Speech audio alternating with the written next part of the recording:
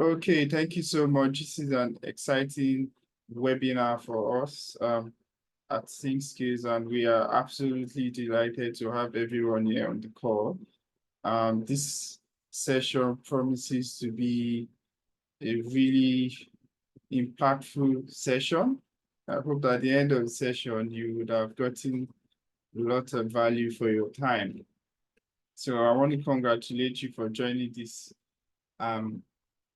call as we seek to learn more about SQL. But before we get into that, I was just kindly requesting, thank you all for, so please can you pop in the chat your name, where you're joining from, and your SQL skill level. We just want to have a sense of the audience. Oh, thank you so much, Ubaka from Sydney. Pikina, great. Richard from Sydney, great. John from Perth, Pikina. Tivere from Ogun State, great. We have you from Nigeria, amazing, amazing. We have Edidian from WA, great. Thank you for joining. Felix, lovely. Okay. So the new joiners, please kindly pop in the chat your name, where you're joining from. That would be great. And if you can turn on our camera, I would really appreciate it. Hi Lola. Welcome. So many known faces.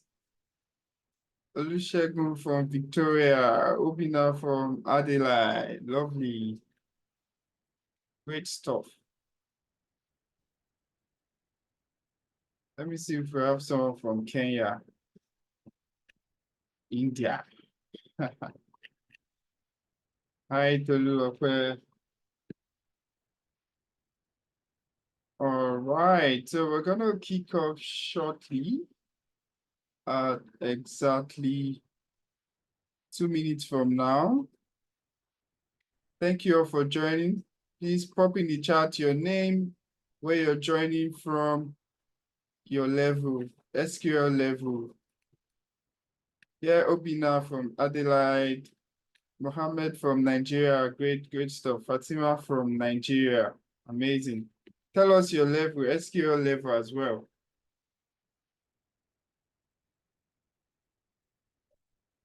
Thank you. All right, so in the interest of time, again, let me kindly request you to turn on your camera if you can. That would be great for collaboration. Would appreciate that. It just gives that sense of community and collaboration when you turn on your camera. So thank you all for joining again. Adeshola from Brisbane, lovely. We have people from Brisbane. Felix is not zero, beginner. At least you know SQL, that's something. How many of us are terrified when we hear SQL in interviews or job roles? Hey, SQL, they're asking for SQL. Oh my God, I'm not applying for this job. Pop in the chat if SQL scares you, like, they're asking for SQL again. No, I will skip this job.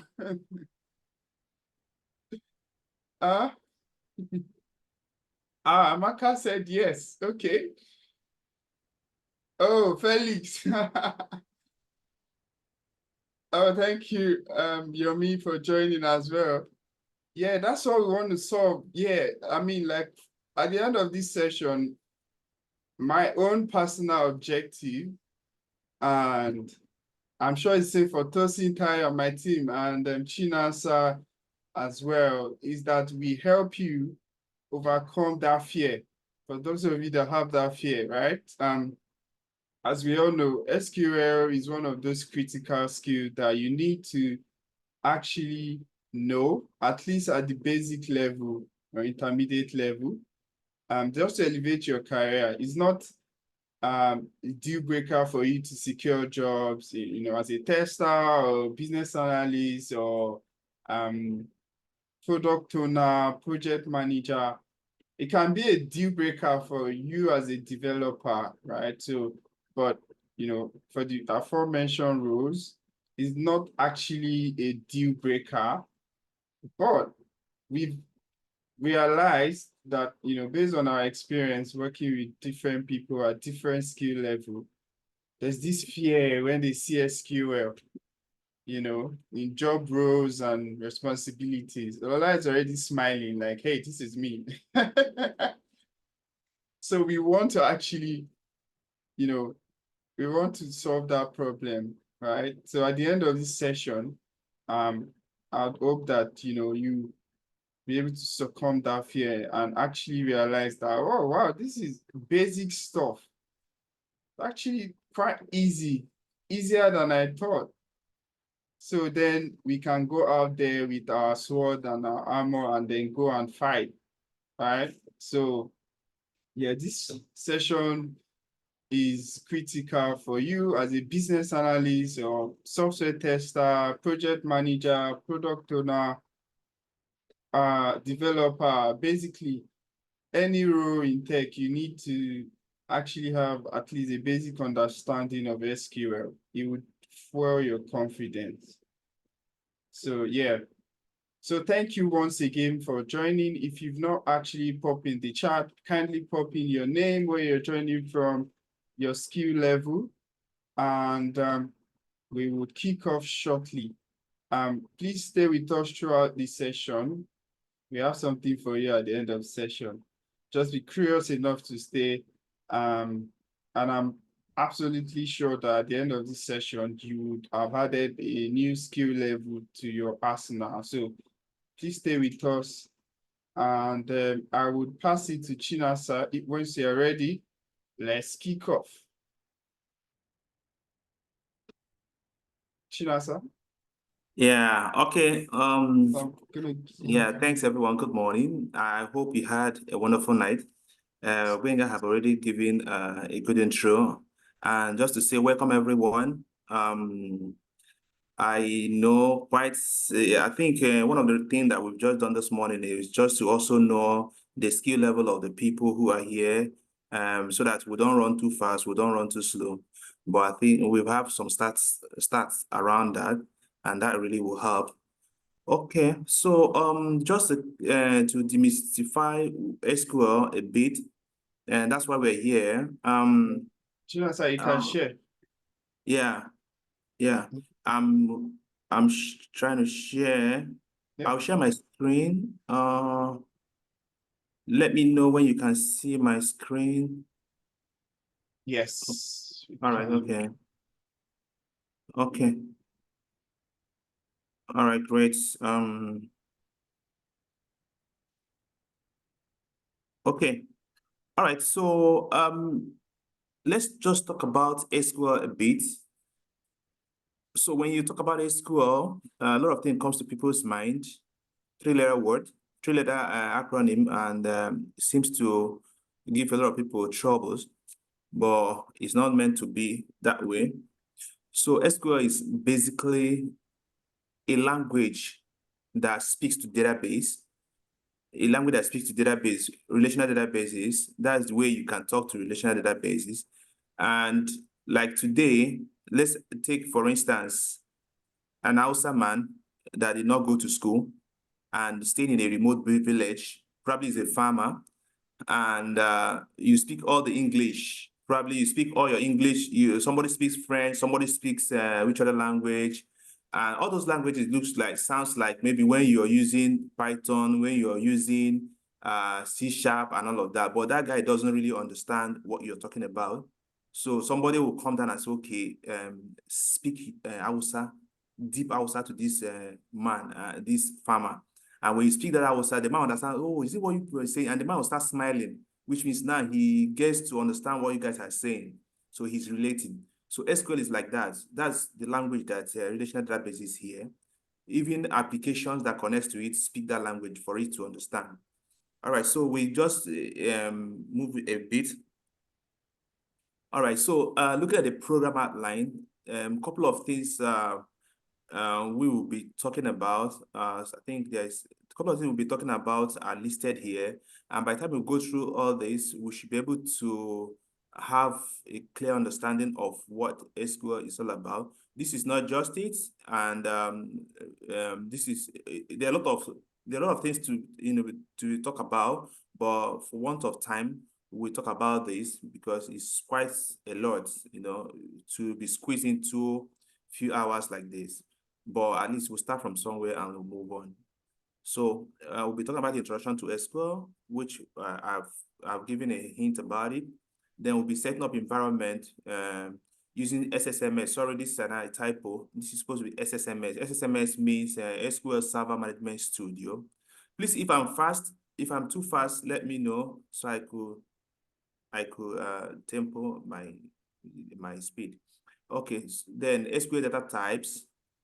We'll look at object table creation. We'll look at basic select statements, data filtering with where clauses, data sorting in SQL, types of join aggregation, application of group by and having clause, and then subqueries. So these are kind of things we'll be looking at in detail, and it's going to be hands-on. The data we'll be using some data here, but probably at the end of the meeting, I will share that data with you so you can use it on your system as well. But for now, we might not have that time to start setting up everybody's system. So let's move. All right. So the use case here, the use case will be what we'll be working on is a use case. I've said a bike store that sells different brands of bikes. So you could see customers, you see staffs, you see stores, orders, categories, products, and store brands like that. So it might not really make much of sense, but with time we'll get to, understand. So the next thing you will see will be setting up the environment that we'll be working with. So we'll be creating database, and then database are going to be using for this activity. So that's okay. Somebody want to say something? All right. Yeah, Chinasa, just a sense check there. Can we just go back to the previous slide so that we are Okay. sure that we all know what use case is? Okay. Yeah. Okay. All right. So can we all just connect to this, right? So this is a use case of a store. Like you walk into a store, they are selling bike, right? Do we all understand what Chinasa explained in terms of this use case? Are we all familiar with this, or we need more explanation on this?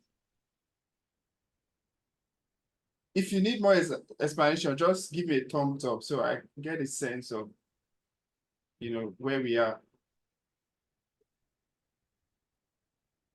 Right? Okay, good. So, Chinasa, if I may, let me just explain like this use case. Okay. So, for example, you go to a store, right? When you go to a store, are you going from perspective of a customer or a staff? Please, I need response, guys, so we can collaborate. Customer. We're going as a customer, right? Yep. When we go to a store, we go as a customer. That's what this table is talking about. You can see here, customer. Now, a customer has what? Some information like your name, right? Your first name, your last name. You have a phone number. You have an email address. You have street, your address, right? You have, pretty much your address. And you see that every time you go to a store and you want to purchase something, you would likely give this type of information, correct? Yes. That is what this information would now be stored in a table, in a database. Database, for some of us that we don't know, database is where we store information in system.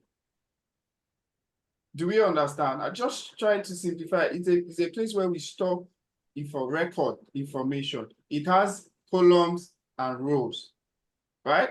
So for the for the columns, when we want to store customer details, does it make sense to kind of give it an ID so that you can differentiate myself from Lola as a customer that walked into the shop? Does that make any sense to anyone? Yes. Right? That is why we have customer ID here as a primary key. That star you're seeing here means that I'm differentiating one customer from the other.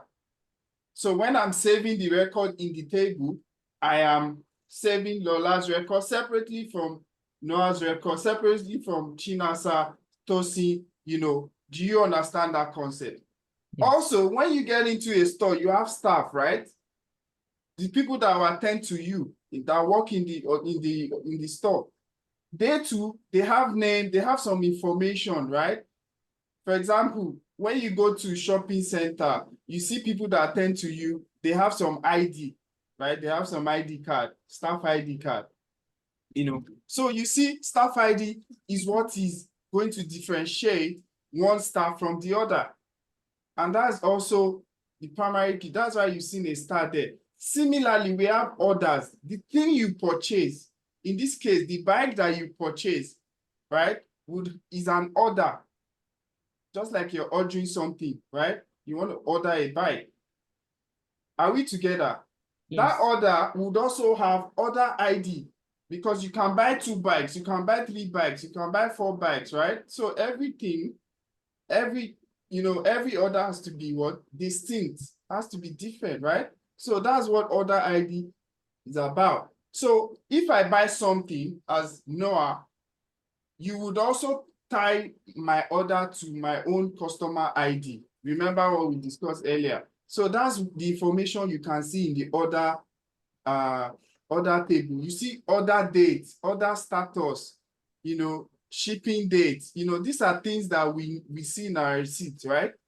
Those are the information. So that when you go back next time and you want to ask for, maybe the bike is not working well, you want to complain about the bike, they will go into their system and check what with your receipt, the order, and retrieve the information.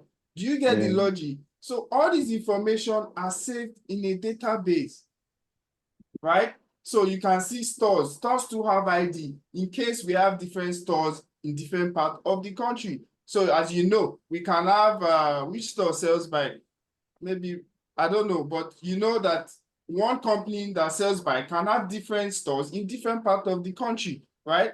It is the ID of the store. So that when we want to trace where this problem is, maybe you call them on phone and they want to trace your order, they will use that store ID to say, oh, this is what? This is from this store. Let's call the store manager. Do you all get what this is about? So this is a real life representation of what you do. You and I, we've done this. All these things are kept in database. And of course, when you're trying to browse through orders, you see categories, you see products, you see stock, you see brands. All of those things are represented in a database as well. I just wanted to give that perspective so that we follow clearly. So thank you. Chinasa, over to you. All right. Yeah, thanks, Wenger, for that explanation. That's really good. I think Tosin again is raising hand. Tosin, oh. Yeah, thanks, Chinas, and thanks, Noah. I just wanted to also add, also very important to understand the arrows that are connected between those tables as well, because it's very important because they actually denote something. So if you can see at one end of the arrow, you have like 3 different, it comes out in 3 different fronts, and then in the other end, you can see just one going into one table. So that's basically just showing the relationship between those tables, meaning, so if it has 3 different points to a table, it means many. And if it has 1, it means 1. So it's showing the one-to-many relationships between a table. So for example, if you can see the link between the customer and the order table, it's basically just showing that one customer can have many orders, but many orders cannot have, one customer can have many orders, basically showing the one-to-many relationship there. So I just thought it's important for for everyone to understand that as well, the relationship between those tables. But yeah, thanks, thanks, Chinaza. All right, thanks, Tosin, for that. Okay, yeah, so this particular table, we'll still come back to it because we'll be making reference to it as we go, right? We'll keep making reference because when we start maybe writing queries, this table will be like a kind of reference point where we'll come to check some fields and things that we need to join. So, but I'll come back to this table much later. I want to hold on. All right, okay. I wanted to, this particular picture, I want to just, I want us to look at this picture and think about it. When you see this picture, right, in front of us, what do you think? What comes to your mind? So say square for the street. Now, let's imagine certain things. I have all these cars. I have human being, the busy road, everybody just walking up and down, and I have buildings here and there. Maybe some are high risers, maybe some are low, some are bungalows, some are riding bikes, some are trekking. These are different kinds of entities. And all these entities, they all have different properties. Now, my interest here could be, I want to know all the people who are walking, who are just trekking, right? I want to count all the people who are trekking. I want to know all the people who are riding bikes. Now, in the midst of people who are riding bike, I want to know how many of them are female. I want to know all the cars that are passing in this street. What are their colors? Okay, there could be 100 cars. How many of them are blue? How many are red? Now, I want to know all the buses, right? Buses that are moving. So for different kinds of people, there are different kinds of things you want to know about the information we see on the screen. And some other person might want to say, these streets here, how many streets are in, how many buildings are in this street? I want to know how many streets, how many buildings are in this street. So with all these questions, we'll begin to say, how can we present this data? Because all these are so many data, so much, a lot, it's quite a lot, but how do you present it such that somebody can make out something out of this whole information and it will be very useful to some people?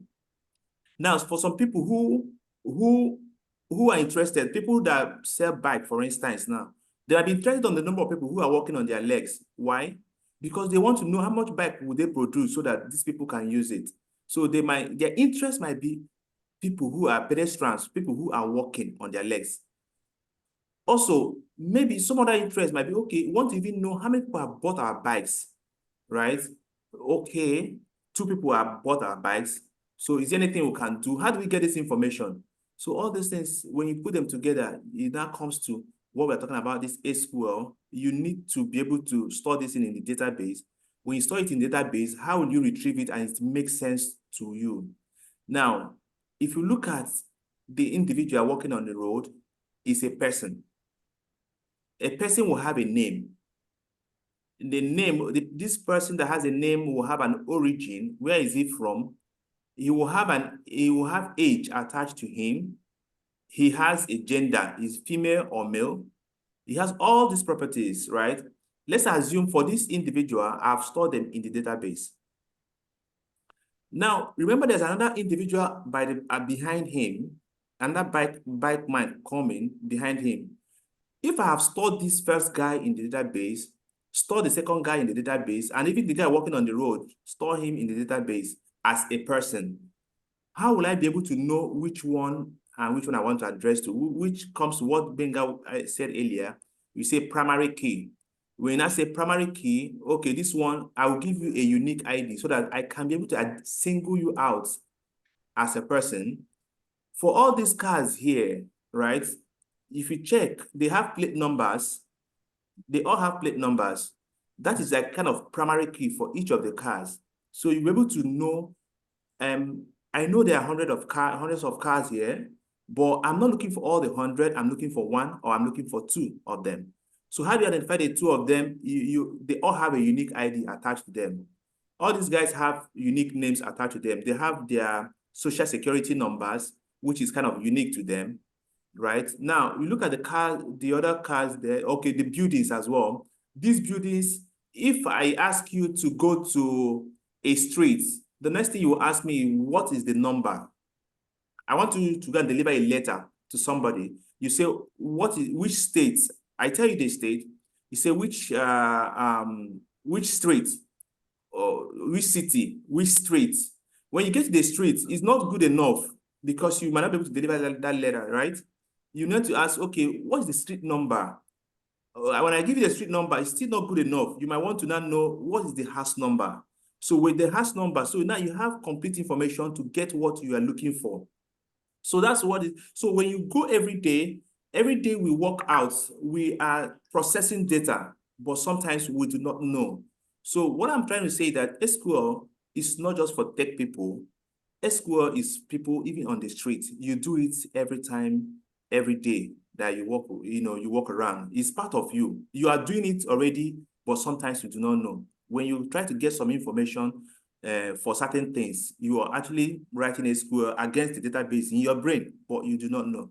So that's just a kind of giving you a basic understanding of what this is all about. Now, I'll have to go back to, I don't know if I had any question at this point before we start creating the databases. So please, let's be collaborative. If you have any clarification, please ask away. We'll be happy to answer. So can we ask anyone, like, if they understand what the point of SQL is now? Do we understand why we actually use SQL? Yes. Yes? Okay, great. All right, okay. All right, so just also to buttress on what Tosin said, their relationship, like for instance, now you see the man that was on a bicycle, the man was a bike. So if you look at that man that was on a bike, a man can own a bike, right? A man can own a bike. So one person can own a particular bike. One bike might not be able to be owned by many people. Only one person can own a bike. So which is what these relationships are. I didn't want to just boss with this thing because it might be a bit technical, right? Maybe be a bit technical, but then when you say like a staff orders, so like one and only one staff can process an order. One and only one staff can process 0 order. A staff can come to work today and doesn't process any order. So that's why you see something like Tosin says, you see something like many. That's branching is like many. The zero means it can be 0. I can be a staff, but I process no order. I can be a staff, I can process many orders, right? So I can be a customer and I buy nothing, or no customer can even order anything. So that's what these symbols are for, right? But let's not go too deep so that we don't start, getting ourselves worked up. Yeah, for now. So let's just get the basics. Now, for SQL Server, there are many databases, right? Some of them we have Oracle database. Oracle database, you use what they call SQL Plus to access it.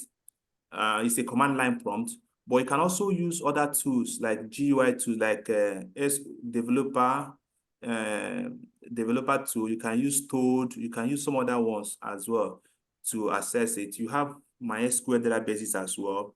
All these are mentioned are relational databases. So when we talk about relational databases, we are saying things that are related to the other. Like for instance, we saw that there's a relationship between product and order. There's a relationship between customer and order. So each and every one of them have something that they have in common. So those kind of information, they are structured and they are stored in relational databases. They call it RDBMS. Now, for SQL Server, which we are using as a use case, Microsoft SQL Server is from Microsoft. They have a tool called SSMS. SQL Server Management Studio. Sorry, this is a typo. It's supposed to be SSMS, right? So Can we're we, going to see one. can we just we're gonna edit see- it so that Yeah. it's clear? Just Yeah. escape and change it. Yeah, okay. Just holding a bit. Okay, continue. Mhm.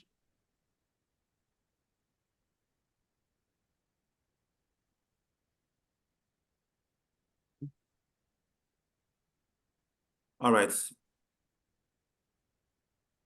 Okay.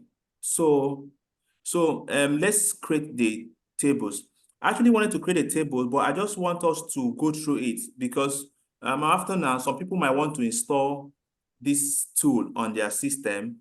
And when they install the tool, they might also want to do some of these activities. So it will not be okay if you don't know how to go around these installations.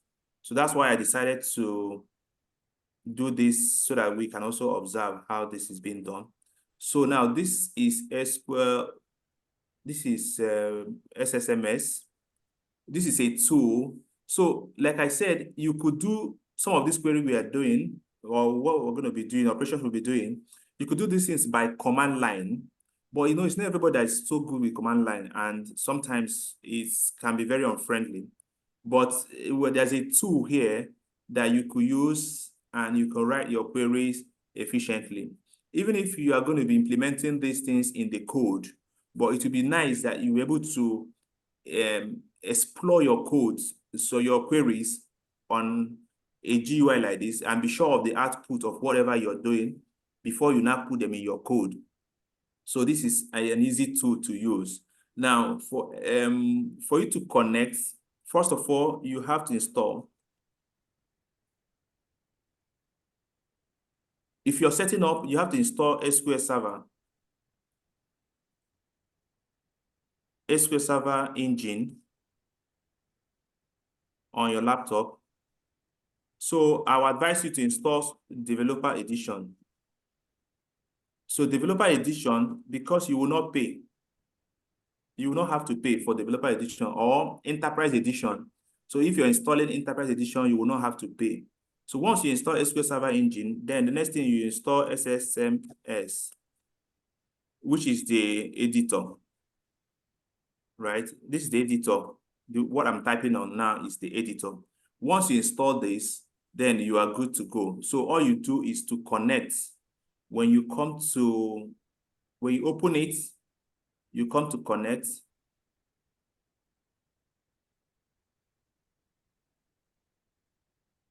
Yeah, so when you come to connect, you see the instances that you've installed. So like here, I have 2 instances, but I'm just working on this one. I'll connect and then click OK, you connect. When you connect, you have something like this. Then also to give you a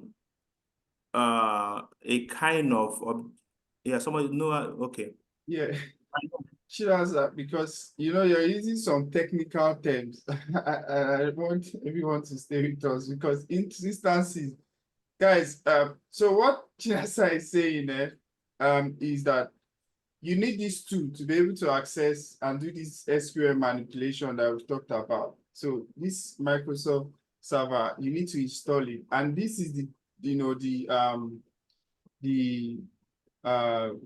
direction how you can actually go about it. So just go on Google, look for this, download it, and he has recommended this edition, and then install SSMS, the editor as well, and then you'll be able to come here. Then you need to create an environment where you can do all this manipulation on the database. So it will show you how to create database and do those manipulation as you go along. Okay. So go on, Cheers. All right, thanks, Benga. Yeah, okay. All right, but guys, if you have question, if there is anything we mentioned that also you're not so conversant with, please feel free to also interject at some point so that we could clarify and then move on. That will help us. Yeah. All right. Okay, so now let's assume we've installed SSMS. This installation is actually quite simple. You could follow. It's something that's click, click, click, and then you install. It's not very difficult to install. Now we've installed. We look at this. We have what they call, when you come to this page, you see new query. So when you click on new query, it opens another window for you to write your query. When you write your query, you first of all select the databases. Like if you check here, see here, you see different databases that have been created here. You see, there are different databases. We have what they call master, model, MSDB, TempDB. Those ones are system databases. You do not need to worry about those ones. What your concern should be for now will be the custom databases which you have created. Like here, we say bike store. That's the database that we want to use for this exercise. There's something we want to do. Let's even create a database so we see how it's being created. It's actually not a difficult thing. So you could see when you talk about creating database, somehow some people are thinking create a database, they are opening their eyes and thinking it's one big thing to do. You could see it's not difficult. So let's see. I'm trying to create one database now. So to create a database there is a dialog box coming to me, and it's saying database name. So database name, I could say sync. Excuse me. Yeah, or let me call it okay. Let me call it Jacint. Can you show them the step again to create database so Okay. they follow through, please? Okay.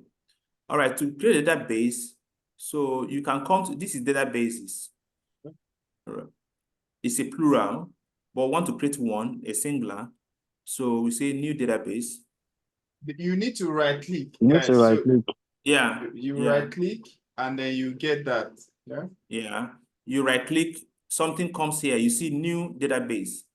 So you can now say type anything you want. You give it a database name that Name, you yeah. want based on. And this database name should not have special character. It's not, don't put special character, just normal. It can be alphanumeric, but don't add things like ampersand or all those kind of stuff. Just give it normal name. Chinasa, let's Yeah. create database for sync skill students so that they understand that is Okay. yeah, database for sync skill students. Right? All right. Okay, since skill students. That would Yeah. be easier to comprehend. Exactly. Yeah. So yeah.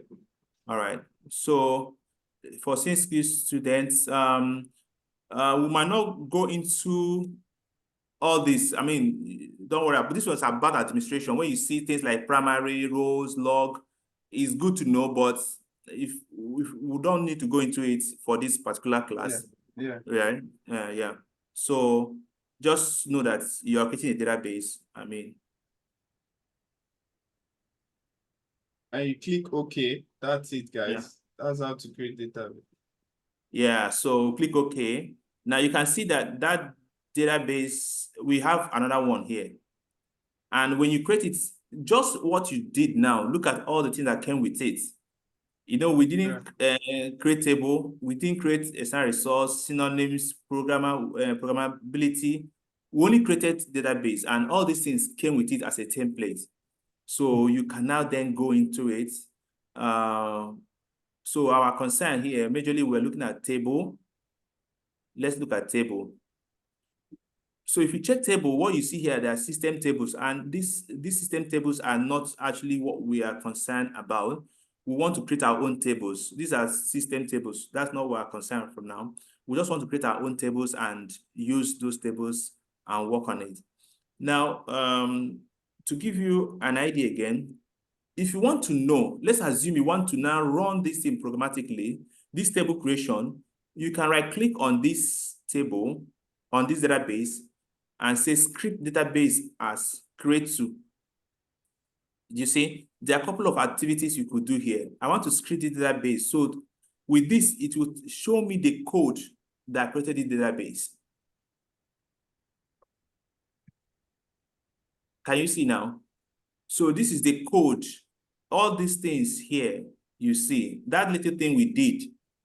These are the code generated. So if you want to recreate this database again, you're actually supposed to write all this code. But you see, we didn't write all these things. The system wrote it automatically. That's the beauty of things like SSMS.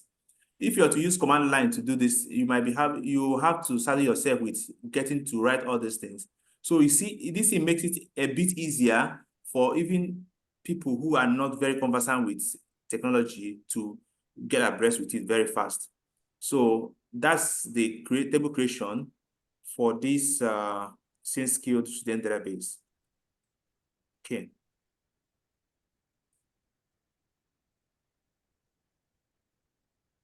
Okay, so I'll close this now. Now, SQL, when you store SQL in a file, it has extension .sql. When you store a file and it has extension like, say, database.sql, what this .sql means is that this file can execute in an SQL environment. So every SQL file or scripts, when you want to store it on the hard disk or on your storage, need to be with .sql. But not just that, you should ensure that also that whatever that is inside this stuff is executable. It doesn't give command error. Now, let me try to do a typo.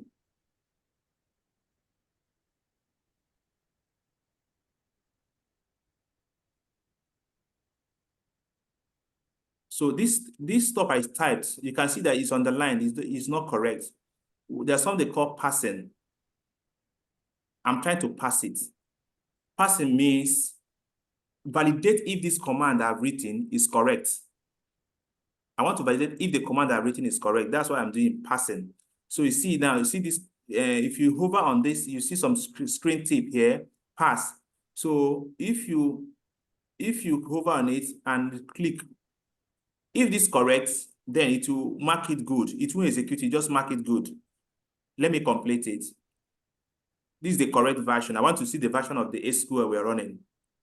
So if I say pass, you see, it didn't execute it, but it just said this command you've written is correct. All right, so let's now execute it. I've executed this. You see what it's telling me? It's telling me that I have SQL Server 2022. You see, SQL Server 2022 by just executing this.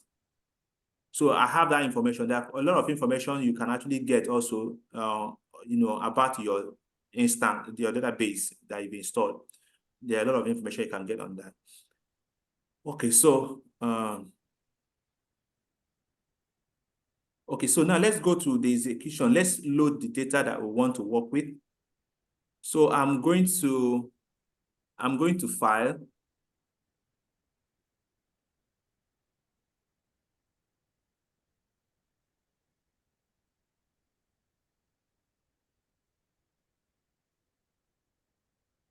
Going to folder.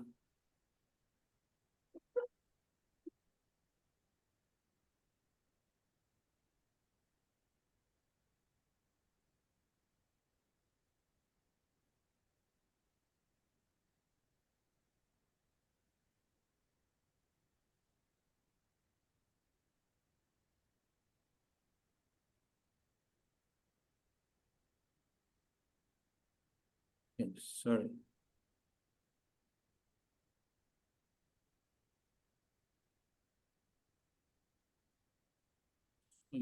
Open.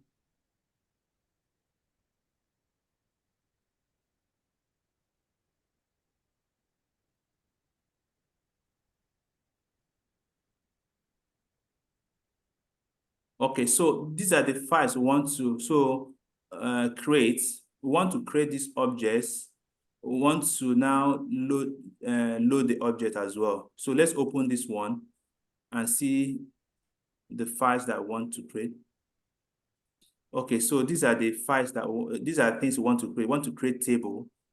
So if you look at this, you could see sample of how to create table. Like I said, I will share this information with us too. It might not be It's something might not be able to grasp all at once on the screen, but we share this information. When you practice it, then you'll get used to it. So now, if I run this particular script, Felix wants to say something. Felix, go ahead. My confusion here is because they're all in encoded. Because according to what you said, the SQL is it works in columns and row. And how does this translate into a table data? That's where I'm kind of lost. Or are we still Okay. getting there? Or Okay.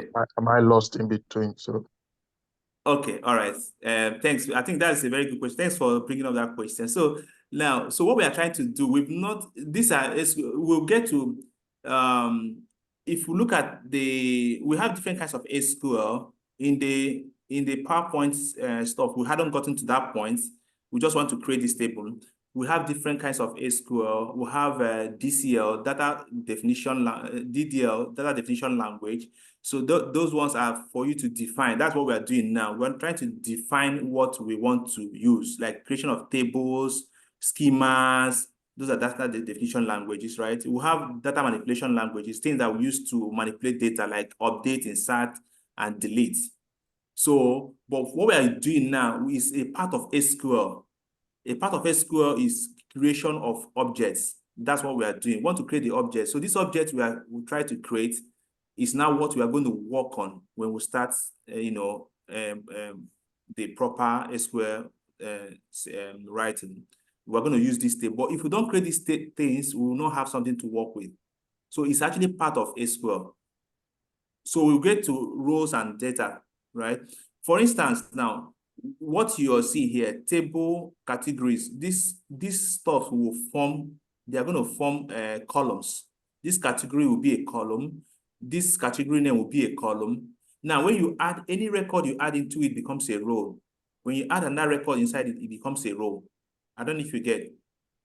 I'm sorry, Chinaza, can I just add so they don't get scared that generally, depending the people that will be doing this kind of thing on the job, creating tables and all that are basically data engineers. Engineers, yeah. Yeah, so if you are in line, probably working as a Scrum Master or business analyst or in other roles, even as a data analyst, you wouldn't be creating tables, trust me.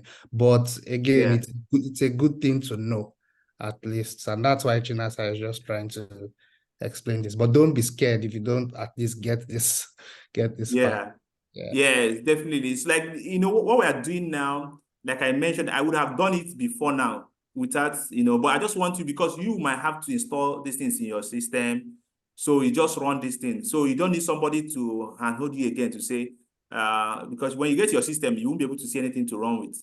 But with this, I will share the file. You just follow. You don't need to know these commands now. You're not writing anything about this command. No need to write anything. You just run the file. That's all.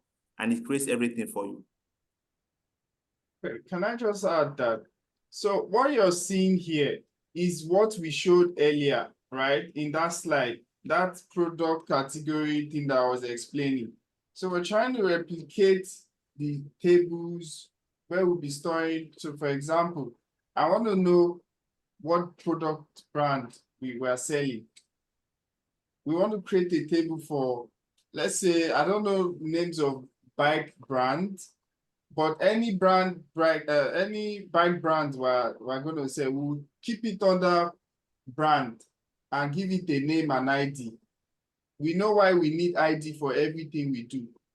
And we know we can have, like, let's say shoes, for example. The brand can be Nike, Adidas, whatever. So we'll save shoes under brand name, and Adidas will have his own ID. Nike will have his own. Anything else will have its own. It will be saved under brand. So we're just trying to create a table. It's like Excel. You create a table on Excel. You name it product brand. You give it column, brand ID, and the second column is brand name. That's what you're doing. But now we're doing it in a database. The second one is like, oh, we are creating the product. You're creating an Excel. You call it product. You give it product name, product ID, brand ID, category, like that. So that's what you're doing here. Just think about it like, oh, I'm creating a table on Excel and I'm putting the columns. That's it. Is that clear? So it's very easy. Just creating a table that has a column and a row, but it's an empty table because there's no record inside yet. Do we understand? Lola, you have a question? Yes, oh, sorry. So who defines all the columns of the tables? Good question. And that's what Tosin was saying as well. So the dev, the data engineer, they would think about it. So for example, what do we want to represent for a brand? We say everything we are representing a table, first of all, has to have the unique key. That's what we're talking about earlier, right? I must have my unique ID, customer ID. You would have your own. So we will first of all give every table a unique, ID. Then we'll think about what are the other necessary attributes to actually give. So if I want to identify a house, what are the things that helps me identify a house, for example? Color. Huh? Yeah, number of the house. Number, exactly. Your number, the street name, postcode, what else? You understand? So you put all those things that attribute of a house. What are the things that will help me identify a customer? My first name, last name, phone number, address. You see, it's very logical thing. We will sit down and plan it like, oh, what are the things that will help me identify a brand? It's the brand name, right? What will help me identify a store, for example? We know the ID, we must differentiate all the store. What else? The store name, things like that, right? Maybe the address, do you understand the concept? So it's very commonsensical. Like we will just plan the things that we need to identify each category or whatever we're trying, entity, we call it entity. Do you understand? Yes, I do. So sorry to ask another question. So this file that Chinas has said is going to share, so is it now going to be something that we can be using to replicate for? This is for store. Like we're just trying to create a store. We're trying to create, imagine that you have a store and you want to create a database for the store. That's this file is talking about. Okay, so Do if you we are understand? for sync scale, If for sync skills, what are the kind of information we need to know? Maybe student name, right? Facilitator, courses, right? How do I identify a course for sync skills? Course name, right? Will be we can give it course ID. So we differentiate different courses. What else?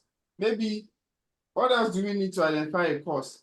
Maybe price, maybe the tutor who teaches it. Price, right? Duration. It's exactly what we are saying. What else apart from course? What else can we represent for sync skills? Student, facilitator, course. What else? Location or things like that. There are different things. You have to plan it, right? And think about what do I want to store in the database.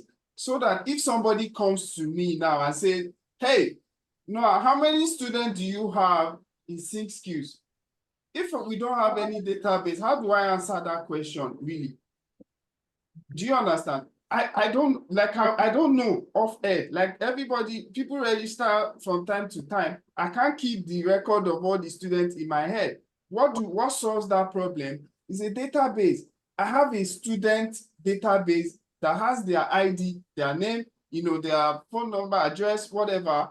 So when somebody says, how many students have you trained? I can go to my database and say, hey, count all from, you lemon query, right? From the student table, and it gives me the count. If I represent the same data on Excel sheet, I just need to go there and maybe tap on the row. I will see the count of all the students. But Excel is manual, right? I can't make so many. It's very manual, as we know. This is from system perspective. So all the things you represent in a database, you can actually have it in an Excel sheet. But of course, we know Excel is a manual operation. Database for the systems, what controls the application. Do you understand? So it's very easy stuff. All these things are just creating a table, but at this stage, they are all empty because we don't have product brand yet entered. You understand? We don't have orders, we don't have customer. Chinasa is just saying that don't worry about going to create all the tables for all these things. I have prepared the file. You just upload it on this workspace, and then you can do your manipulation that you will learn about as we go. I hope that gives some clarity. Yes, thanks. Okay. All right. Thank you, Okay. Chinasa. Sorry. All right. Thanks.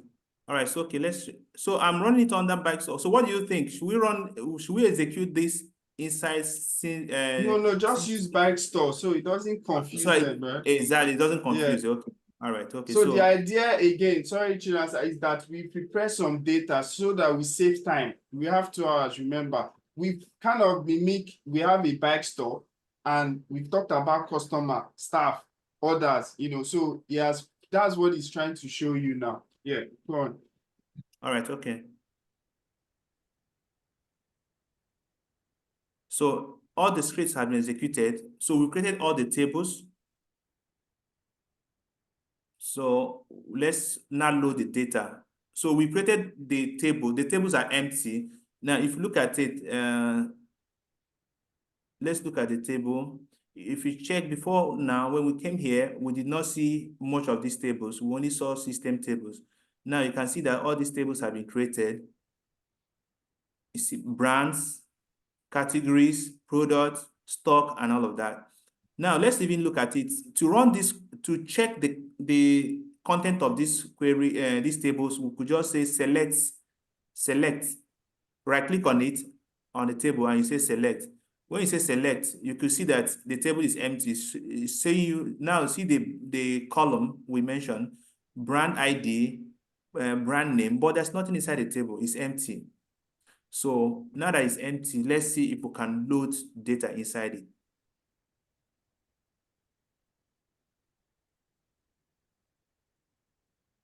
So these are the information we want to load inside these tables. I'm executing it. No, sorry, say database. Okay. Sorry. So what in the file you have database stores. So when you're creating your database, you can make it database stores with X. So it won't give you the error it gave to me. I'm executing it again. So it's running. All right. So while it's running, let's go back to the PowerPoint and allow it to run. Chair, sir, can we talk about some of the small queries so that this plenty code does not overwhelm them like, oh my goodness, what is happening here? Yeah. Let's just focus on them understanding the simple query language, the SQL query statement. Then we come back to hands-on. Okay, so yeah, so the thing is that I needed them to have, it's something that we can do. Now we've loaded the data, right? The hands-on is for them to, we'll be writing the query. We're not going to write anything complex, but whatever we are doing, at least they will be seeing it on this screen. If I go to the PowerPoint, Okay, go on. Just yeah, go on. Yeah, okay. All right, so we've loaded the data. Now we want to look at select. One of the major, in fact, for every activity you need to do on SQL, whether you're deleting record, of course, we know what is delete is. Delete is to remove something, right? You don't want it again for some reason, you don't need it. You want to update something. I store something like somebody's name is maybe, let me say Rosemary Jackson, and the person gets married and the name has changed from Rosemary Jackson to Rosemary Peters. So in that kind of situation, what I'll be doing is updates. I'll be updating that information. So that's what you need at that point is update. But before you do update, you need to select, you need to view, for every change you have to make on a database on SQL, you need to be able to see what you are doing. So when people are giving you role, on database, like you came into a system and they want to give you access to system, they can't give you delete, insert, all those things that change data without you being able to view. The essence is like, look at it that when you go to some site, they will say, read our terms and conditions. When you read that and condition, they will say, you should check it. What it means, so even if you don't want to read it, you can check, no problem. But any day there is an issue, they will say, but you check that you read it. Do you get now? So that's what this select means. Select is like, I've confirmed that I'm able to see what is in the database. So when you change what is there, you cannot claim ignorance and say, oh, I didn't know that was what was there, because you have opportunity to select and check what is there before you change. So that's why select is very important. For every activity you want to do, you must be able to know, have access to do select. So now, if you don't do the select, it's up to you, but you are still liable for it. Like, oh, you have the right to check, but you didn't check. So when you come to select have a couple of parts. So select area, select, let me say, columns. Select has, when you select, you're selecting columns. Then you now say from what? From where? From table. Right? I'm writing a pseudocode here. Pseudocode is something that might not run, but just giving you a kind of an idea, but it doesn't run. What I'm writing now will not run because I'm just kind of giving you an example. So here will be columns. The column can be 1, 2, 3, 4, 5. This one is source. This is source. This source is a table. It can be a view, right? So select columns, source. Source is table. Like I said, it can be a view. View is another kind of database object, but just know that it's like, it behaves like table as well, right? It behaves like table as well. So now let's even now select from a table, a proper table. So let's even begin to see.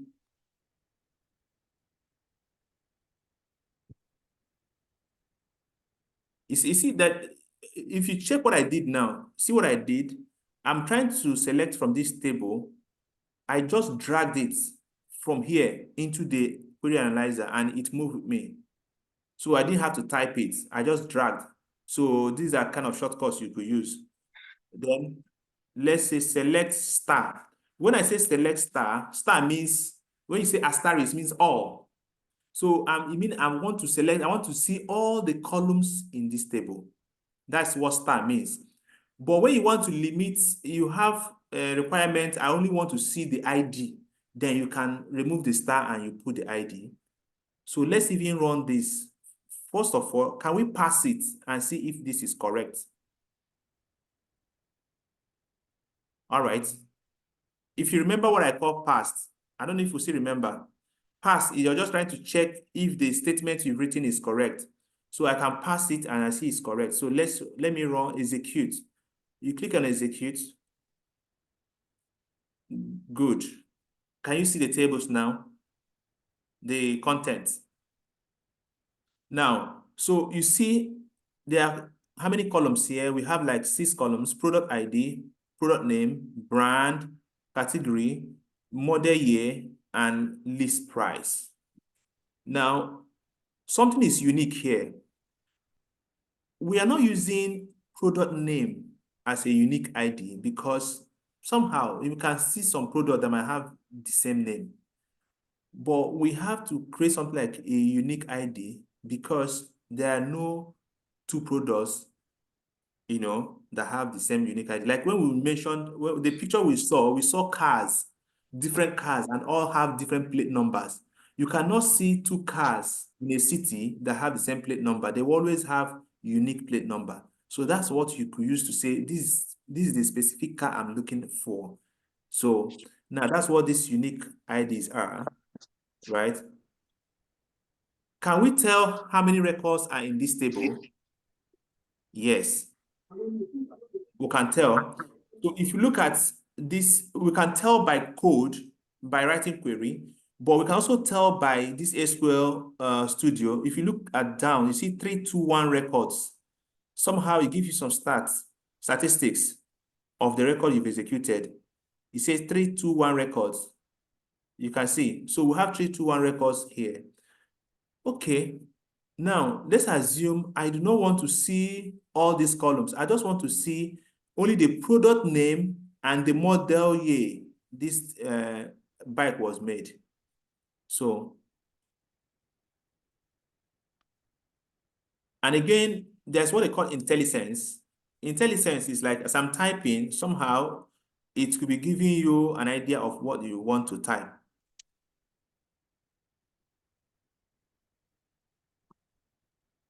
Model year.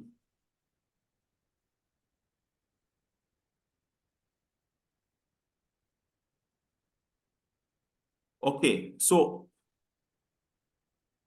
we've limited the number of columns that we have. You see, we're only seeing only 2 columns. Does it mean that the other ones have disappeared? The other ones we saw, they are still there. But this is the one, this is our requirement. Now, we don't want to see all of them. We just want to see 2 columns and we are fine. Some other person will say, I want to see the ID, product name, year, and maybe some other thing. But in this case now, we want to see just these 2 columns. Now, we are still looking at 321 records.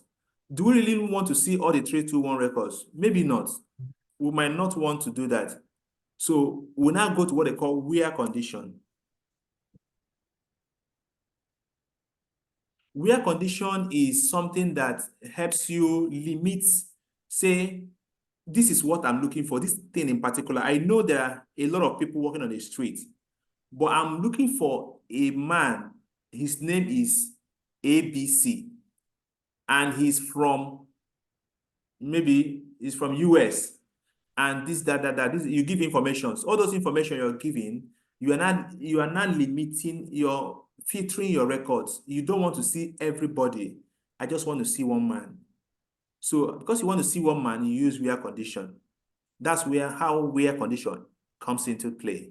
Before now, we are seeing everybody, but now we want to see one person, or we want to see few people. In a school, they might say, a garden of students, they might say, okay, I want to see everybody. How many people are in this auditorium? They say we have 500 people in this auditorium. The teacher might say, I want to see only the medical students. Only the medical students. So when you want to see only the medical students, you have to introduce the where condition. Now, not just you want to see the medical student, I want to see the female medical students.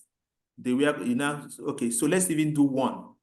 We want to see all, let me see, all products that were made in 2006, where model year is 206.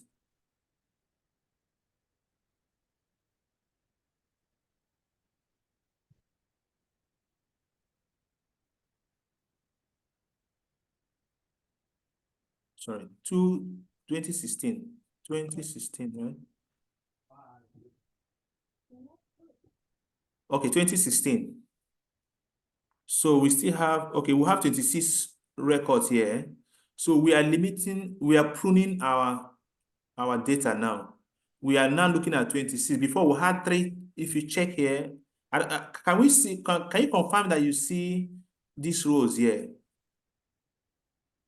Yes. Yeah. So, but there's also a way of checking this without having to look at this, what we are looking at now on the tax bar. There's a way you can check it by code. But for now, let's just see that it's 26 record here. And we'll be able to prune it down. Now, in that class I mentioned, you could say, okay, I want to see medical students, but not just medical students, I want to see female medical students. Among the female medical students, you might want to see, okay, I want to see some of them that people that scored like 70 and above. Now, when you want to do that, you now introduce something that I call AND. So for this now, let me filter all. Let me say select all. I want to see all the columns.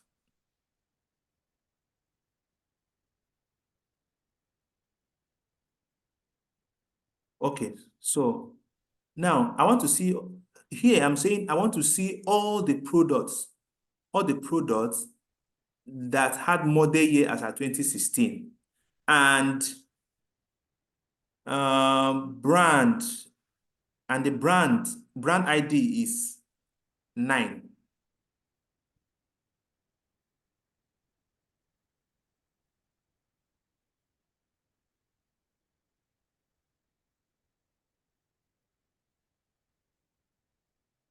So we've reduced it further. So what we are doing now, we've started the manipulation. Before now, we selected, recall, we said all initially. So it gave us all the data. Just like on the streets, there are so many people in the streets. But I mean, I won't be looking for everybody on the street. I just want to look for a particular set of people. So here, I'm looking for some bikes, but I'm not looking for all the bikes. I'm looking for the ones that were made in 2016 because maybe the ones made in 2002 are a bit outdated. So I want something more recent. So I said, okay, 2016. But again, I need the brand, a particular brand. So every brand you have different brands. You could have Suzuki, you could have Toyota brand, you could have this brand and all of that. But my friend said he likes Toyota brand, and that Toyota brand, the ID is 9. So I want to see only Toyota brand. So that's what I've just done. So I'm only seeing Toyota brand as of now. Chinasa, Yeah. so I walked into the bike store and I'm saying to you, hey Chinasa, I want to buy a bike that costs less than 400. Okay. So Yeah, let's do that. Yeah, okay. So now I want to buy a bike that costs less than 400. So if you look at this stuff, you see list price. Yeah. So this is another and. So let's assume we want this brand 9, brand the ID is 9. No, Meanwhile, it doesn't matter the year or the brand. I okay, just doesn't matter want the year of the any brand. Okay. bike that costs less than $400. So I Okay, just want them to know that this is real life. Like customer can Yeah. come and say, hey, I want to buy a bike. I only have budget of $400, for example. Yeah. What would you do? You know, All right. by squaring it. So they understand that this is real life thing that can happen. $400, right? Yes. Less than $400. Yeah, less than $400. Yeah. Okay. So less than $400, price less than $400. Okay, there are some under that. Yeah. So these are the ones we have about 72 of them that are less than $400. So In can fact, you guys see? You see that it's not something abstract. It's literal. Like it's very practical. You can go to a store today and say, my budget for bike is 400. What do you have? And somebody will go. It's possible you've experienced. Somebody will go and query and say, hey, okay, I have all these 72 options for you to choose from. Right? I can even say, oh, my budget is 200. I change that to 200. Let's see. And okay. maybe you should explain the code as well, so they the query, so they understand how to do it. Yeah. So if you say your budget is 200, oh man, they say this place like it's a student, like you don't have much of money. Yeah. This is the only thing that's available for you. Remember when we say 400, we have a lot of things to play with. But now you've trimmed it down to 200. Maybe you're a student, you don't have much money. It's 200 that you have. So little things are available for you to pick. So only 9. If you trim it down again to maybe 100, maybe you might have like few. Then if you trim it down to like 10, they might tell you that you are not supposed to come to this shop. You can go home, that there's nothing you can buy from here. Do you get? So just like that. Now, what Benga, in fact, thank Benga for this. What he mentioned now is something I even did it yesterday. I was on Amazon. I wanted to buy something on Amazon, and there are so many things to buy. So I now went to pricing, minimum and maximum. I now put price now. I want between this price, let's say $500 to $1,000. I put that pricing. So it now brought out all the items within that price bracket, which is something we do every day. Even all of us, you run SQL on Amazon and all of that, but you do not know. When you go to buy some things and you say, my money is not much, I just want this. You're on SQL, but you do not know. Somebody else has written it for you. So this time around now, you're writing the SQL yourself, and probably you have to assist some other e-commerce company to write the same thing. That's why they will want to employ you after you have done this to come and start doing the same thing that you enjoy on other platforms. Now, let's assume that with what I said now, so again, let me not be too fast. Now, see greater than, there are different operators. There's a way to write this query. There are syntaxes you use. Like if I say price greater or less than 200, it will not run. Do you understand? You have to use a particular syntax, which you need to know some syntaxes for this. It's not like as it comes to your mind, you just write, okay, less than, you just write it that way. It will not work. So for logic like this, you know all this kind of thing in mathematics where you say greater than, less than. So it's a kind of standard way of writing SQL. So let me write something like between. It's an English word, but it's accepted. Is a syntax in SQL. I would say between 200 and 300. So let's even confirm if this is a correct syntax. You can see, I can confirm that it's correct syntax even without executing it. So it says it's passed. So if I run this, so I'm filtering products that are between 200 and 300. This is also what we do, like when we go to e-commerce store, you use a slider and say, okay, minimum and maximum. If you're looking for house too, a lot of things you do, you always want to put range between this and that. So that's the command you're running when you're doing that, right? So that's the range. Okay. Do we have any question? Does anybody have any doubt or something?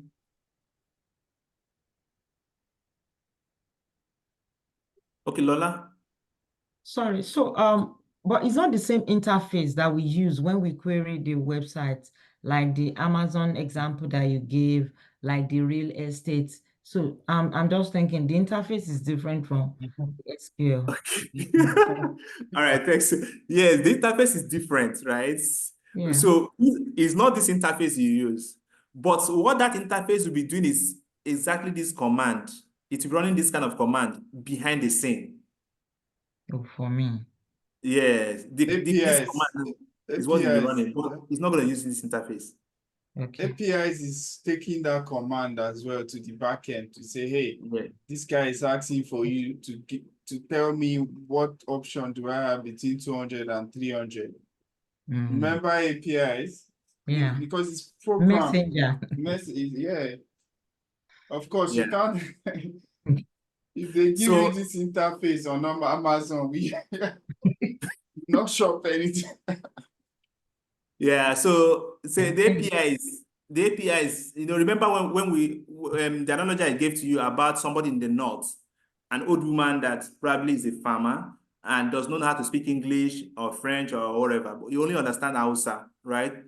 So this old woman can say anything to you, but you come there speaking English and she'll be looking at you, she doesn't understand what you're saying. And another person speaks French, she doesn't understand what you're saying. Then somebody now says, no, don't speak French. I can speak Hausa. And he now speaks Hausa to the woman. The woman says, oh, is that what they're looking for? I have it. Come and take it. You want so product? I have it, right? So now the Amazon service and website are like those people that are speaking English. Do you understand? There should be an SQL in between them that talks to the database to get those information. And everybody's happy. You get it now? Yep. Thanks. Okay. Sorry, I wanted to ask, when you created the table, you put production in front. You didn't explain I know a lot of people might not know this, but you didn't explain what the schema is when you were creating the table. Yeah. Okay, yeah. So schema is the owner of an object. Like now, we can have many people working on this database now.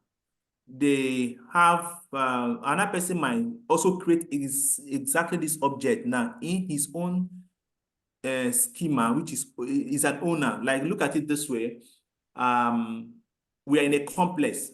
We're in a complex and we have one building complex, right? Now, each floor has an owner. Maybe this one is Sync Skill. And now another company is maybe Facebook, second floor. Now, Facebook is an owner in this regard. SimSkill is an owner in this regard. Inside SimSkill, there will be a staff. That staff name is John Doe. Now, inside Facebook again, there will be another staff. The staff is John Doe. Now, when you come to that building complex and you say, you meet the security guy and say, guy, I'm a visitor. You know, you're trying to sign a register. You say, please, I'm looking for John Doe. They will ask you, which John Doe? Is it SimSkill John Doe or Facebook John Doe? Now, that owner now is what tells you where the object belongs. So that's this schema that you're seeing here. I don't know if you get. Yeah, Do you because get? I know you can also create a table without using the schema as well. Yeah, so you can create a table without using the schema. So when you create a table without using the schema, it will go to the default schema, which is DBO. The database has default schemas. So let's assume again, this same complex, apart from Facebook, apart from SimSkill, any other person that enters there, maybe is a government worker, right? If you're not in Facebook, you're not in SimSkill, that complex also is owned by government. Then every other person there is a government worker. So if you're just working there without entering these floors, you're a government worker. So you're in DBO. That's database object schema, which comes by default to the database. So yeah, that's just what you are, right? But the schema is just to for logical administration, so that you know that this object belongs to this guy. So for this thing we have done now, if you remove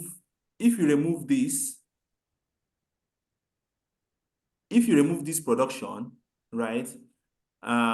Because it's still in the same table, in the same database, it might work. But if you remove this and let's say you go to another table that has products again, you are beginning to have complete. You asking you which object are you referring to. So this helps you to know the exact owner of this object.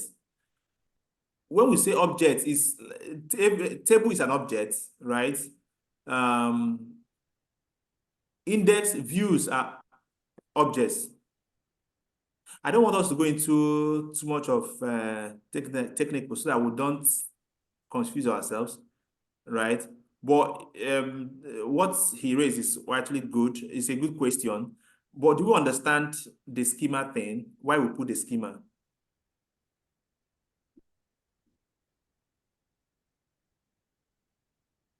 I've tried to give an analogy, like real life analogy. Yes, Schema is not to know the specific area or table that you want to get the products from. from, yes. Yeah. So because inside that database, there could be many tables like this, products. Yeah. Well, which one are you talking about? Yeah. Like here, we have sales.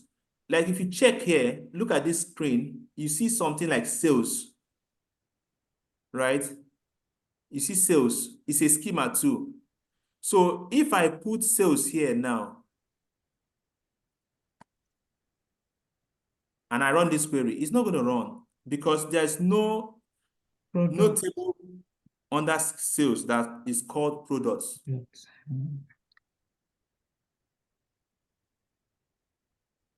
Invalid object name. The object does not exist there. Yeah. But if I put production, then it exists. Okay, so let's move. Now there's something again SQL Server has. Like now you could say top 5. Let's say I just want to do a quick lookup now. Let me comment this one out. To comment in SQL use hyphen to comment. So let me comment this one out. This query, last time we ran it, it gave us all of them 300 and something. But now with this command we put here, this top is going to give us just sorry, the syntax error here. So it's going to give us top 5. That's what it's just giving us. And that top 5 is according to descending, ascending order. Okay, so let's move a bit. Now, let's look at ordering. We'll look at ordering. So ordering is like when you say alphabetical order, when you say, when you have names of people, you want to order them in a particular way.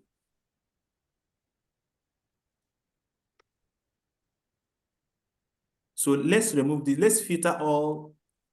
When you go to a bank app, and you want to select the banks you want to transfer money to, there's something that always happens there. You will see like maybe which Access Bank might come first, which other bank has A. So all the banks that have alphabets with A, B, C like that, they will come in that order.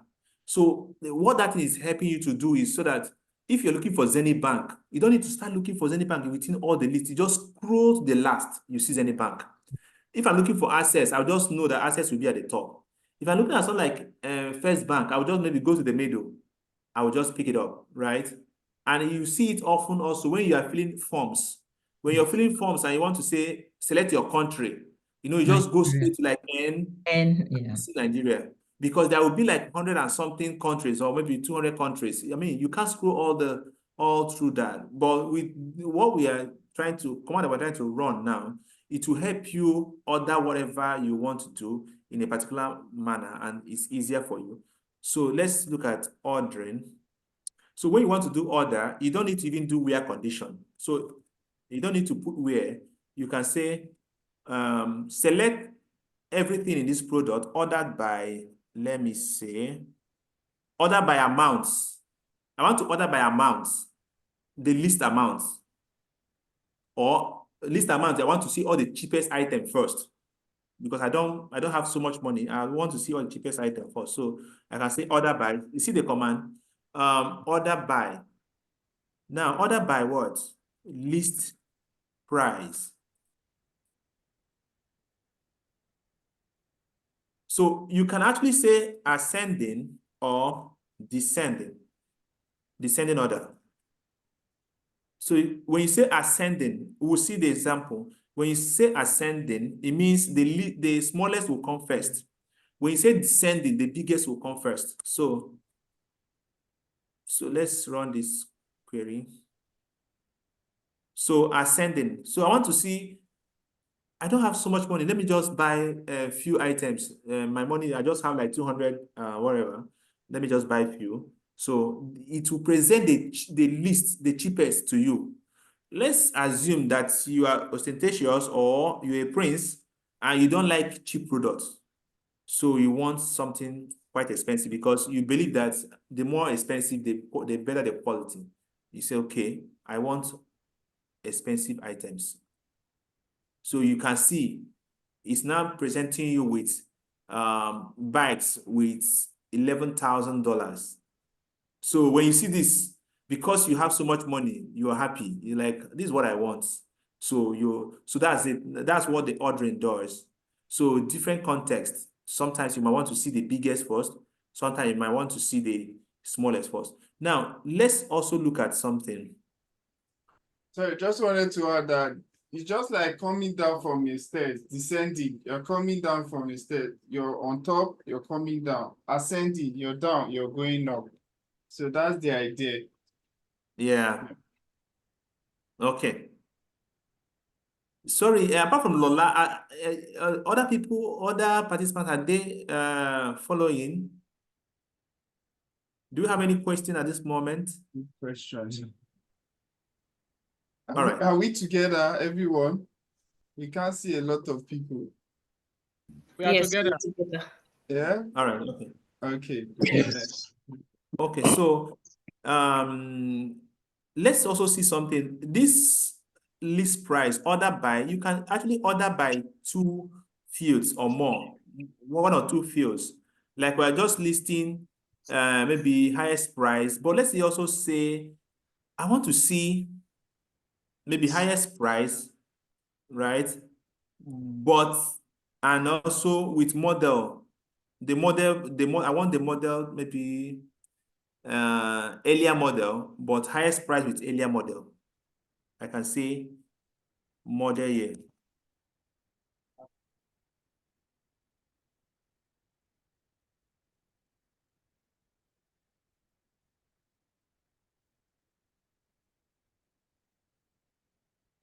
Okay. Let me try something. Ascending.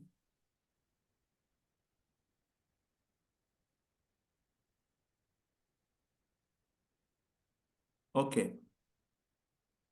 Do you see that? This is what I just did now. I just said, I want to order this. There's a way I'm ordering this thing now. I'm ordering by list price, but I want the list price with higher year.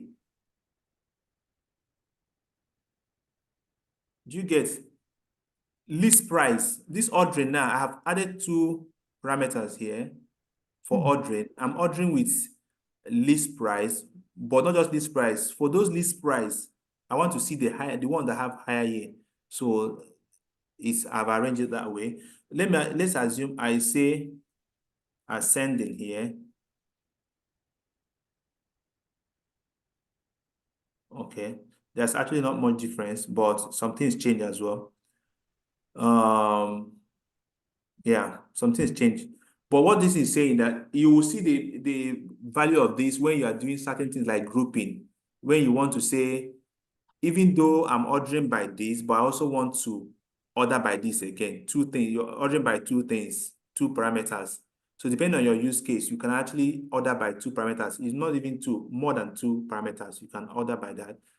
Okay, so that's ordering.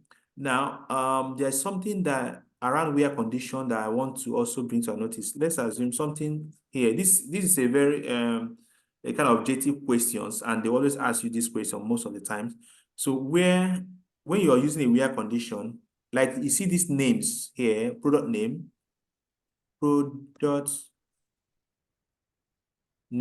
like. So you can actually use like also in your where condition. So how does like work? When you have like, you put something like percentage. So like what? I want to see product that like girls. Okay. So what this is saying that I want to see any product that has girls in it. Let me put girl. Any product that has girl in it, because probably you want to buy a bike for a female. So you see that everything that I listed here now will have girl in it in one way or the other, right? So if I say I want to see any product that ends with girl, let's even do that exploration. There's a difference between this one, what I wrote now, and the previous one. Can we spot the difference? Yes. Okay. What do you think is the difference? Yes. You remove the percent sign at the Yeah. end So what do you think the output will be? to show you only GIRL without the S. Okay. Yes. Okay. Good. All right. So it will show you GI, but what this is saying that the interpretation of this thing is that I want to see all the product that end with girl. Yeah. So it must end with girl, and I doubt if any of them ends with girl. So let's see if anything like that. There's none that ends with girl, right? So let's even see, let's put back the percentage and say, we want to see all the products that start with girl. I doubt if any of them start with girl, but let's see. So this thing is a pattern. You're saying that start with girl and then any other thing will follow. I don't mind. There's nothing that starts with girl. But if you put ampersand, we're saying that it can start with anything. It should have girl. Then it can end with anything. If we do this, we will find something. Right? Now, let's say trek. You can see here, I see trek. Trek. So let's not think that probably it's only when ampersand starts, no, when percentage starts and ends, that's when the query will return something, right? It's not the case. It depends on the data you have. So let's assume that this is trek.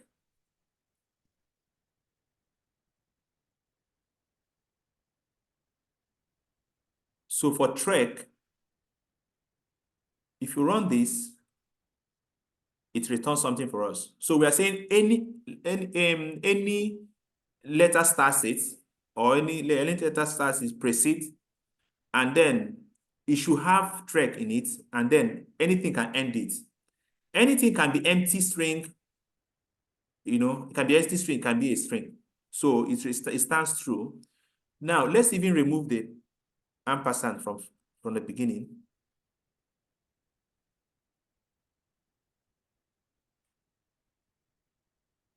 The percentage from the beginning, sorry. All right. You can see that it still returns something. Because actually within the data, there are things that starts with T.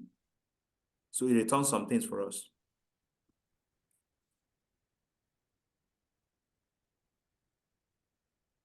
Are we clear on this? Okay. All right. So now let's do grouping. What are aggregation function? That's what I call aggregation function. Aggregation function is when you are not looking at things, aggregation.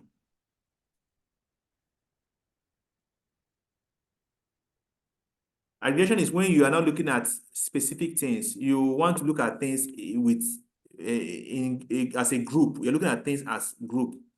You start talking about aggregation.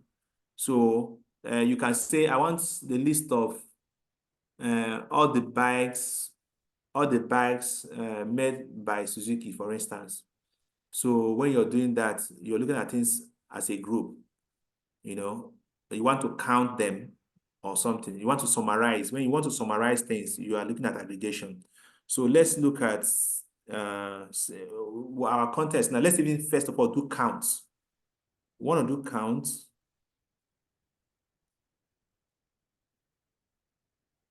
So you can say count star. You can count any, whether you use star or any object, any product name is the same thing. It's going to count the rows.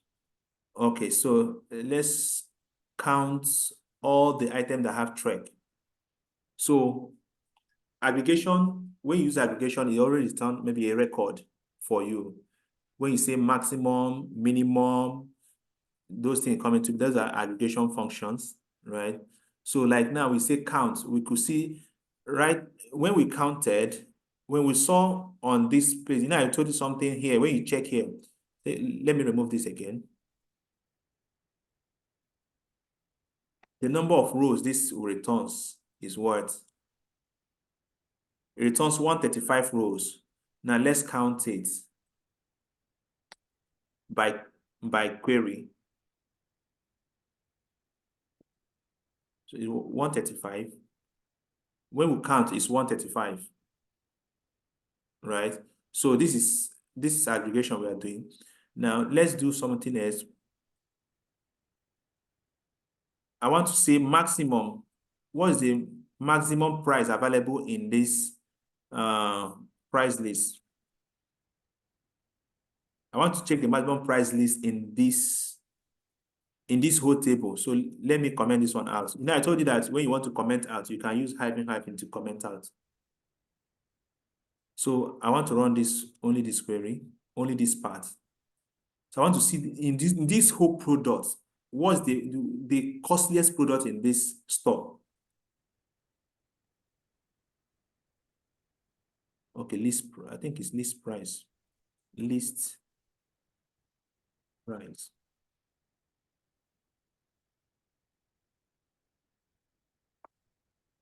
Okay, so the most expensive bike in this store is this. This is the most expensive bike in this store. Do you get? Now, the cheapest bike. So when you say maximum, when you say maximum, you're looking at the most expensive. When you say the minimum, you are saying the cheapest. So minimum, what's the minimum? Minimum is, so the cheapest bike in this store is 89.99. So you're asking yourself questions. Those questions you're asking yourself, you see how, okay, you see how you're answering them with the SQL that you're writing. Okay, all right, go ahead, Benga. Thank you, Chinasa. I just want to bring to consciousness for some of our BAs here. Like, they can give you, this is like data analysis, right? They can give you a file and say, hey, can you tell us like what is the most expensive bike, you know, in our database or in our store? This simple query solves that problem for you. You know, oh, what is the cheapest item we have in this store? You know, you go to your database, do this line of code, you get the answer. Do you understand? You're kind of like doing some analysis, like any question that people can ask you. Like, okay, how many brands do we have, you know, in this? Well, how many brands do we sell? Which is a legitimate question a customer can ask you. How many brands, you know, you can help them do this, and then you're already a data analyst, you're doing analysis. That's it. Just for this simple query. See that there's nothing there. It's just about understanding the syntax and the query language. Thank you, Chinas. I just wanted to bring that. All right, okay, thanks, Benga. That's great. Yeah. All right, thanks. Okay, yeah. So like now we've said the minimum, right? We want to go a bit further. I want to introduce group by. There's a command called group by. So group by command.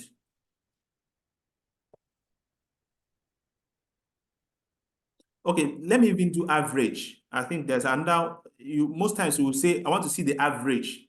What's the average price in this store? So average price is going to give you in between. You're not looking at the highest, you're not looking at the minimum. You just want to, and on the average, what is the price of stock? You want to know if the store is quite an expensive.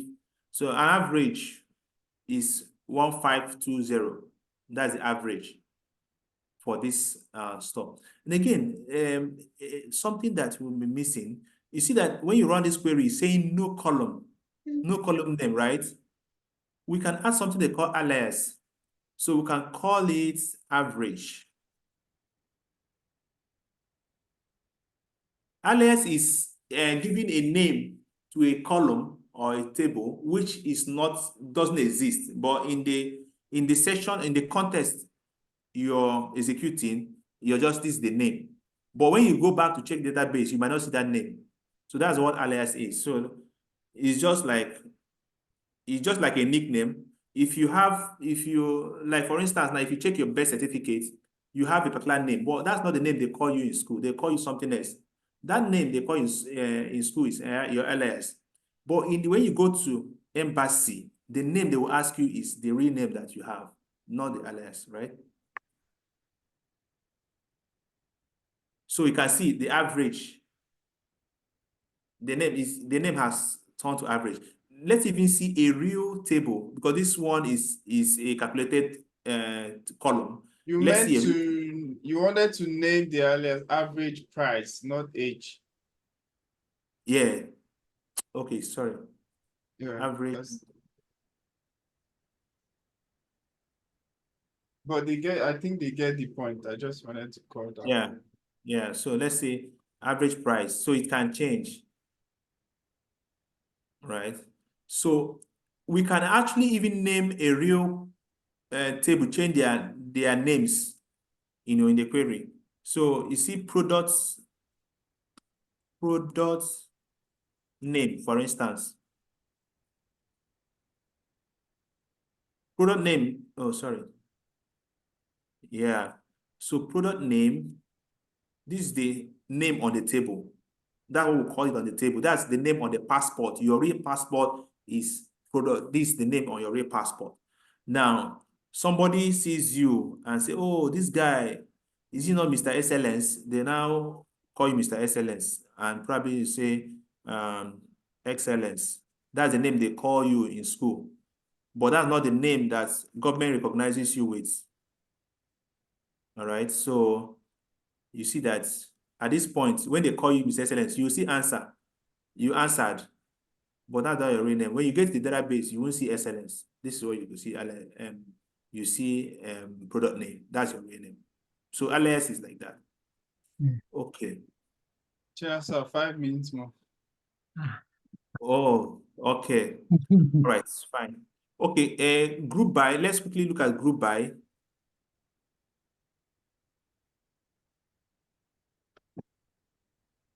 So when you do group by, you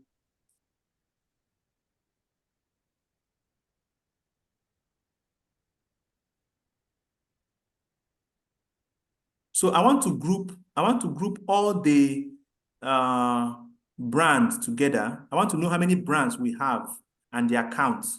So I will now say brand ID, right? Brand ID, then counts. Then I will now add group by what? Brand ID. So I'm selecting some record, but I want to group them according to their brand ID. So if I do that, this is a summary now. It's summarizing.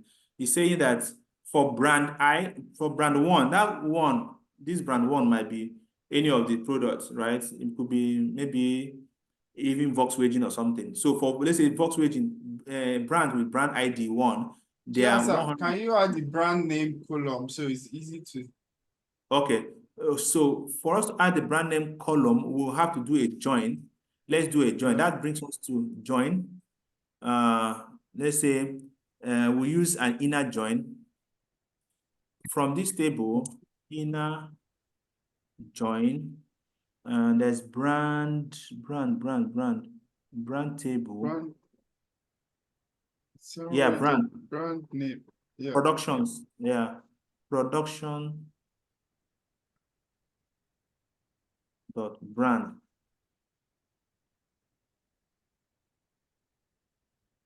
Production of brands. Okay, so now when we join this, we will need to join this on certain things. So we look at what are the common things between them. So the common thing between product and brand will be maybe brand ID. Inside product, there will be brand ID, and inside brand ID, and inside brand, there will be brand ID as well. So we join them on both. So we give this table an alias. We can call it PR, that's product, or PRO, product. And we'll call this one BRN, brand, right? On this, we're joining them on, they have two things in common. All the products have brand. So we're joining them on that unique ID. You know, remember when we mentioned about unique ID or primary keys? So you can now say pro dot brand ID equals BR dot brand ID as well. Then if we have that, we can now say brand name.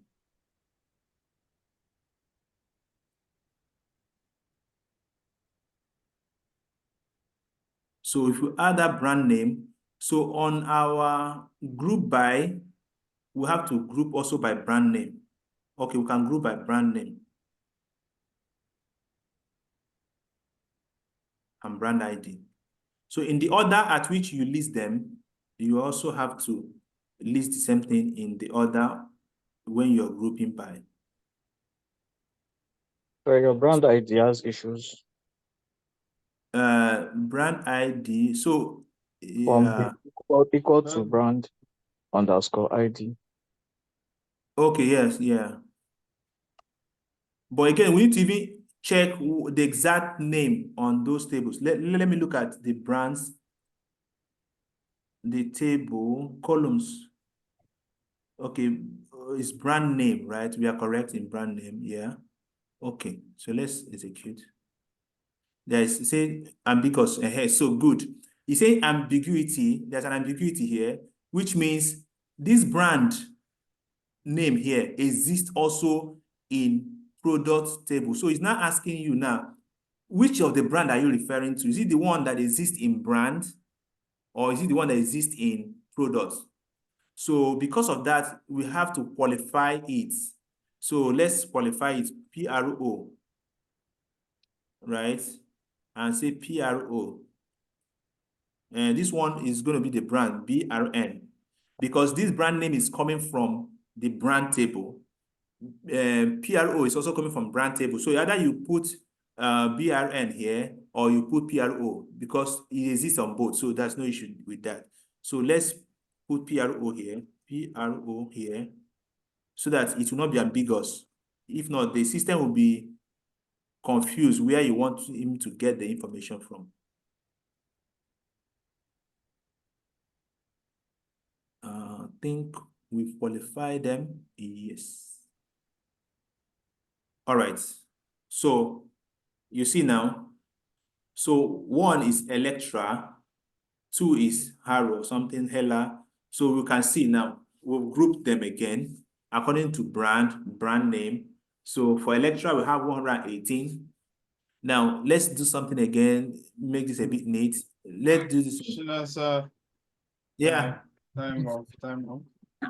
Unfortunately, we can't go for that today. So thank you.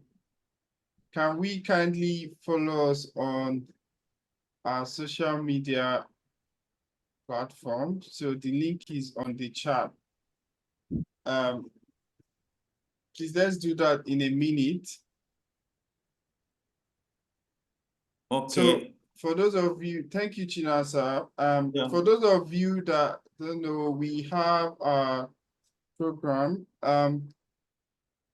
Chinasa, you want to say something? We need to give like 5 minutes question before we get into. Does anybody have any question based on what we're talking? Question. We're running out of time. Don't want to keep people past. How to generate? Lola has a question. Lola, ask your question. I think let Jude go first. Okay, Jude, what's your I said, question? generate a report. What did you say? Generate it as a report. Generate a report. A report for which one now? Like, no, if you're giving it to stakeholders, like they ask you to get the information and you put it as a report. Okay, like in Excel. That's like visualization and yeah, that's another stage. You need to use things like Tableau, Power BI, and connect something. That's more advanced stuff. This focus for today is SQL, just for you to do simple queries as we've done today, and not be scared about SQL. At least we don't expect you to learn everything you've heard today. Some of them are a bit more complex, but just for you to do simple things like create table, query, pull some information, and the more you see those syntax, the more it sticks and you get familiar. That's really what we want to achieve today. Sorry, Lola, you have a question. Yeah, sorry. My question is, I'm so sorry. It's about the project we are working on, the NDIS. So I just want to ask, on top of my head, I'm thinking, so how would you create the tables for the service providers? Who is going to give you all the columns? Is it the BAs that we are working on that will give you all the person, like Tosin rightly said, the data engineer? Yeah. Not necessarily the developer, but just be clear on your requirement, right? Service provider, what are you looking to store? Like I said, when we were looking at skills example, we said, what do we need to store for courses? What do we need to store for students? What information is important for, you can have that conversation with your dev but like thinking about the service provider, what do you need to collect from service provider to onboard them successfully?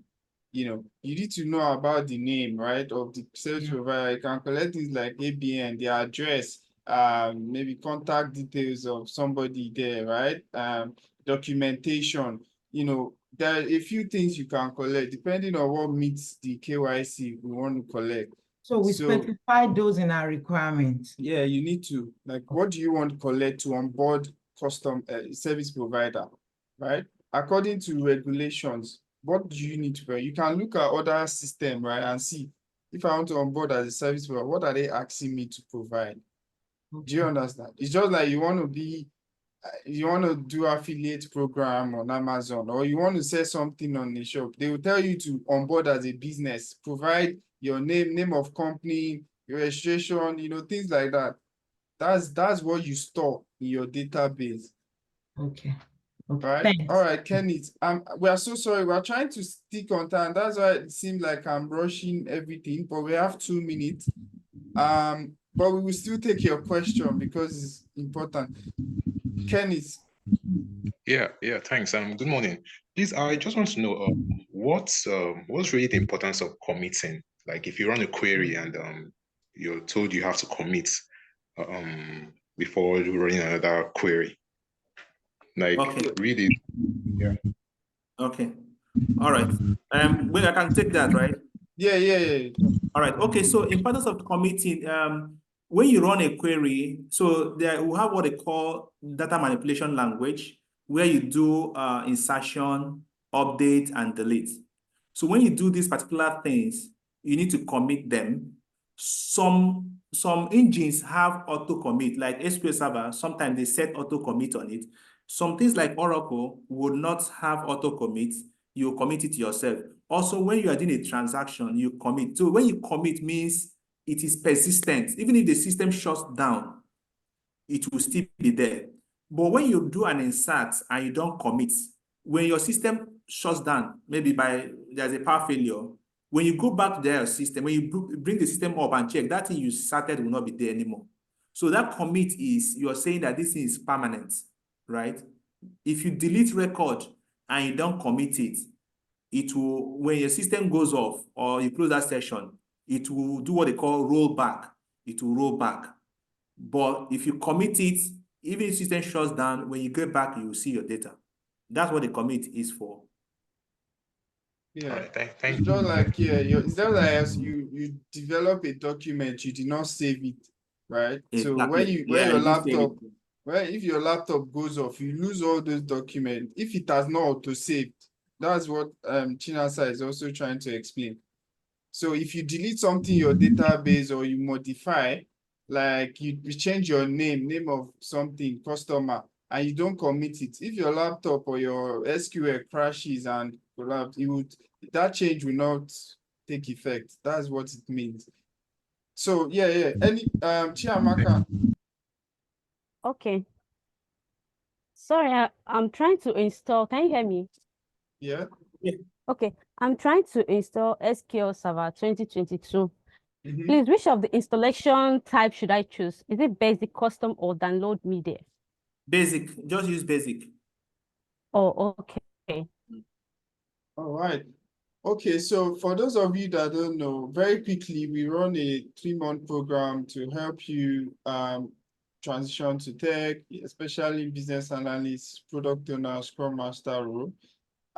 We do that, by training you, providing support for your certification, helping you with your resume, doing interview prep with you so that you can answer questions the way that you are optimized to get a job. We help you build your experience by working with our software development team so you get real life experience. We support you through your application process. We have a community of support as well that will spawn you on through the journey and make sure that you're successful. And when you get a job as well, we will be able to support you. Just rushing through that. If you want to learn more about SQL, with Chinasa, the team, we have a 4-week program we're launching. So if you want to like perfect, there's still a lot to learn, but the basic thing, and just to help you, become more comfortable and understand that SQL has different level of complexity, but you just need the basic understanding to function, right? But then you develop it as you go. But you want to master it a bit more, we are, offering you a 1-month long program, and this is a limited time offer. So you can see the price. We'll send this pack to you. You can scan and sign up. And our new cohort, a new set is starting very soon in April. So we have a current cohort of our business analyst program currently running. If you want to sign up for the next one, scan the barcode. You get this slide as well. I should also note that there are a few things that will just help you solidify some of the things that we've taken an hands-on approach. Chinasa has done the hands-on explanation today, so that you're not confused and struggling when you're trying to do it on your own. Can But you share your screen? Can I share what? Your screen, because we can't see your screen. Oh my goodness. Sharing, Chinasa needs to unshare. Okay. Let me stop So you've sharing. not been seeing my screen. No, just It's all right. anyway. So just a quick recap. So what I'm saying is, so some of the category of queries that have been shown to you today, here, if you read this slide that you get after the session, you can refer to them. So you have it as a guide as you do the hands-on when you install your SQL on your machine. So you can see some of the statement that was used today in the hands-on. So you begin to know what type of SQL statements that they are, like some of them are manipulation language, some of them are control, some of them are query language. You would see the categories here. This is the different data types you can have in the database, and he has explained that, so you can see the different command that was used today. You saw something like join, you saw create, delete, insert. I'm not sure we went to delete, but so yeah, you get this slide and you can refer to this. Because of time, thank you so much for joining this session. I hope that you all had value. Please, if you did, can you give us a thumbs up? Let's know that this was not that you actually gained something here today. All right. Oh, okay, great. That's a good sign. Thank you so much for the reaction. So, and again, please follow us on our handle, and yeah, let's stay in touch, and we wish you all the best. Thank you so much. Thank you, Chinasa. Thank you, Tosi, Lola, everybody, Tayo, Tolulope, and team. Thank you for joining. One more thing, Noah, I wanted to ask, the SQL mini course was in here, is it like a course where to register for or something? Yeah, don't worry. You're already in now, so don't worry, we'll talk about it. Okay. But yes, it's more advanced for people that need advanced SQL knowledge, right? You don't need that yet. Let's go on that journey you're on currently. Okay. Okay. Any more question? I guess not. Thank you so much, everyone, and enjoy the rest of your day. Thank you. Right, Thank Thanks, you. Chinasa. Bye. Thank you. Yeah, thanks, Lola, for Thank your you, Chinasa. participation. Thank you, you. Chinaza. Thank you, Tosin. Thank you, Thank you, Tayo. everybody. Bye. Thank you, everybody. Bye. Bye. Thank you, everyone. Chinasa. Bye.